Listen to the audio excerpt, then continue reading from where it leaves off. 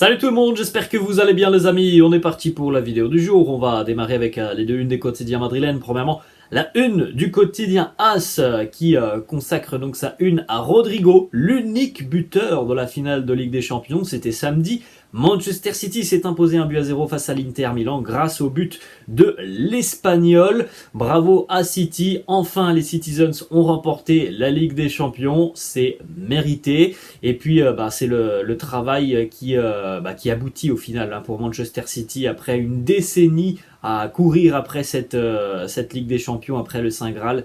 Bravo aux Sky Blues de Pep Guardiola. On a aussi sur la une du quotidien AS le retour confirmé de Brahim Diaz. On en parlera dans quelques instants. On enchaîne avec la une du quotidien Marca qui, elle, fait sa une sur la victoire et le sacre de Novak Djokovic hier du côté de Roland Garros, le 23e grand chelem pour le Serbe qui dépasse Rafael Nadal et Roger Federer. Bravo à Novak.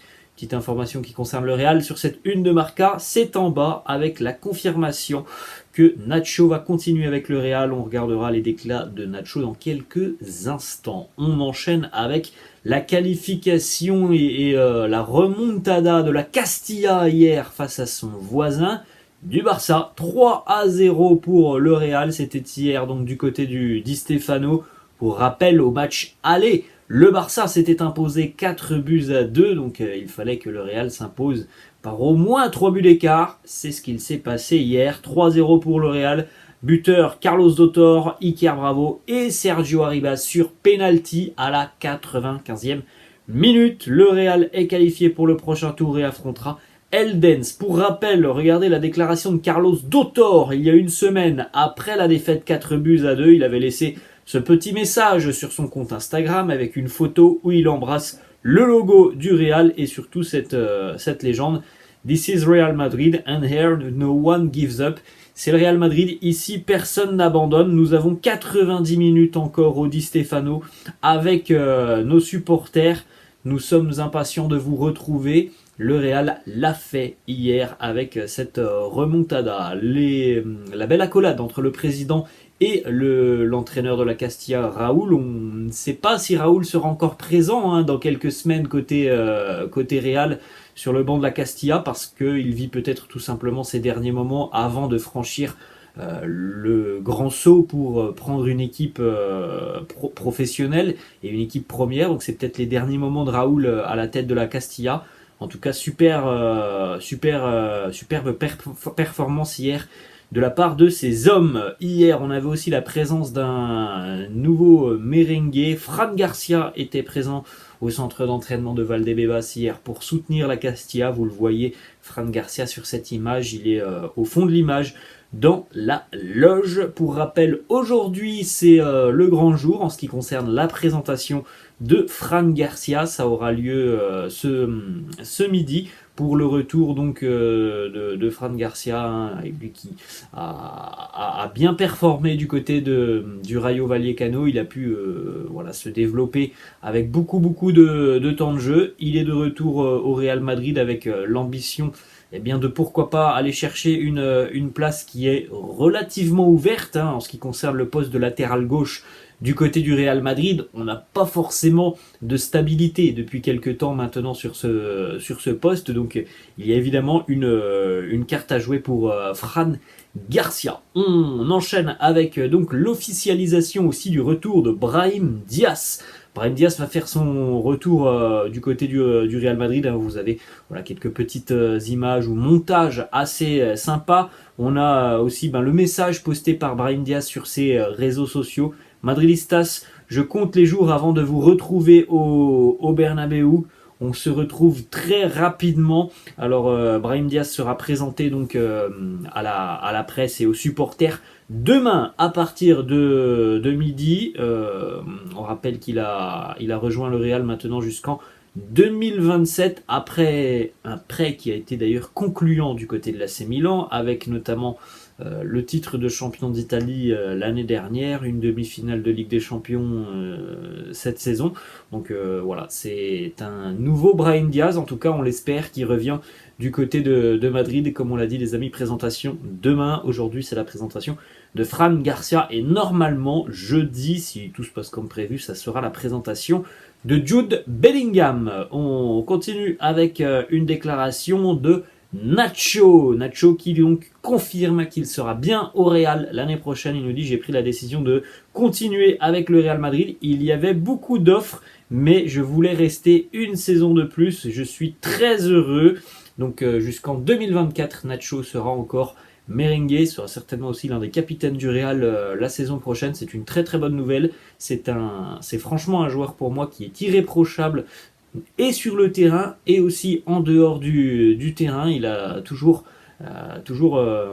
été très professionnel malgré parfois des moments compliqués parce qu'il n'avait pas toujours beaucoup de temps de jeu. Ça reste pour moi un exemple, ça reste véritablement un pur madrilène, Nacho. Il y avait certainement des offres qui lui permettaient d'aller chercher un poste de titulaire indiscutable. Il a pris la décision de continuer au Real en sachant certainement que voilà, il n'y a pas de garantie qu'il soit beaucoup plus titulaire l'année prochaine que cette saison.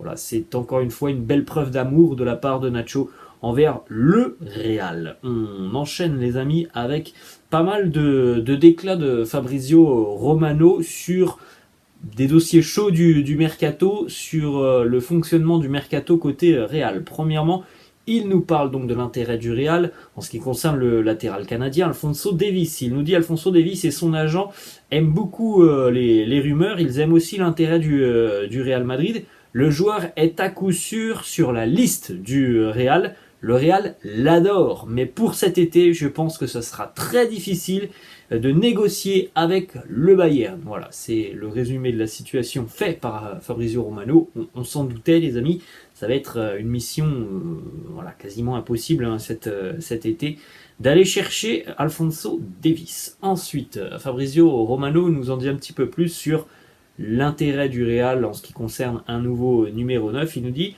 oui, le Real explore le marché des attaquants. Ils ont parlé déjà à beaucoup d'agents, mais au final, tout dépend de l'opération Harry Kane. Ils vont prendre beaucoup plus de temps à discuter avec les Spurs, avec l'entourage de Harry Kane, pour voir s'il y a la place de négocier. Si ce n'est pas possible, le Real passera sur un plan B. Le plan B pourrait être Lautaro Martinez. Voilà une déclaration de Fabrizio Romano qui nous dit: j'ai vu passer aussi les rumeurs en ce qui concerne l'intérêt du Real sur Lautaro. Il nous dit: pour le moment, il n'y a rien de concret. L'Inter n'a reçu aucune offre de la part du Real Madrid. Tout dépend tout simplement de la situation d'Harry Kane. Donc voilà, il a bien fait passer ce message. Harry Kane est une priorité pour le Real Madrid, mais comme le dit Fabrizio Romano, comme je l'ai déjà dit aussi sur la chaîne, parce que faut même pas être au cœur de l'actualité ou faire partie d'un grand média pour le savoir. Le président de Tottenham, c'est quelqu'un qui est très dur en affaires. Donc on sait très bien que ça va être, s'il y a des négociations, ça va être des négociations très tendues entre Tottenham et le Real Madrid. Donc voilà, c'est un dossier qui peut s'éterniser parce que là on est au tout début du mercato, il y a encore 3 mois. Et évidemment que du côté des Spurs, on ne laissera pas partir facilement Harry Kane. Ensuite, autre déclaration de Fabrizio Romano qui a répondu à la question, tout simplement une question très intéressante. Est-ce que le Real Madrid va choisir d'attendre Kylian Mbappé en 2024 si Harry Kane ne vient pas? Donc est-ce qu'il y aura un plan B? Fabrizio Romano vient de nous le dire juste avant, si Kane ne vient pas, on aura un plan B côté Real. Il confirme, il nous dit je n'ai pas d'informations directes, mais selon certaines sources, si Kane ne vient pas cet été, le Real n'utilisera pas uniquement Roselu en tant qu'attaquant. Donc le Real ira évidemment chercher quelqu'un d'autre. Et on ne sera pas au 1er septembre avec uniquement Roselu en tant que numéro 9 du Real. C'est pas du tout l'objectif du club. On veut recruter visiblement une grande star cet été, peu importe que l'on doit attendre Mbappé l'année prochaine ou non. Ensuite, autre déclat sur le dossier Kai Havertz, il nous dit le Real est très intéressé par Kai Havertz, mais le message est clair, le Real ne payera pas les 60 millions d'euros plus bonus demandés par les Blues de Chelsea. Fabrizio Romano nous dit aussi, mais attendons, nous ne sommes qu'au début du mois de juin, Chelsea pourrait très bien revenir dans 3 semaines et dire ok, maintenant le prix est différent. On continue les amis, on fait un petit point donc sur ce qu'il se passe côté Real depuis quelques jours avec donc le départ de Benzema, d'Asensio, de Mariano Diaz, on peut rajouter aussi le départ de Eden Hazard, la confirmation que Toni Kroos allait continuer avec le club, on attend l'officialisation, il en est de même pour Nacho, et puis Dani Ceballos et Luka Modric. Le renouvellement de contrat est ok, mais rien de plus, puisque rien n'a été signé, donc voilà, on est un petit peu dans la même situation qu'avec Karim Benzema.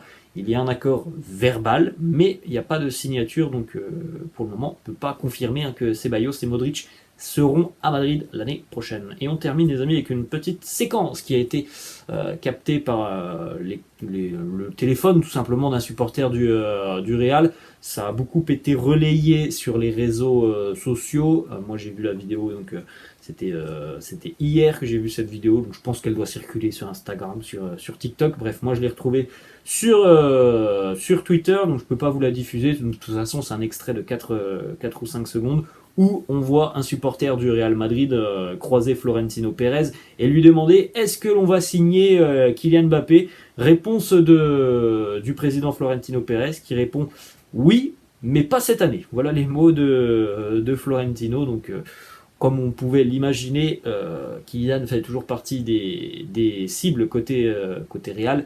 Mais voilà, ça ne sera pas cette année qu'on ira visiblement le chercher. Voilà les amis, la fin de cette vidéo, j'espère que ça vous a plu. N'hésitez pas comme d'habitude à lâcher un petit pouce bleu. N'hésitez pas non plus à vous abonner à la chaîne, je vous laisse les amis.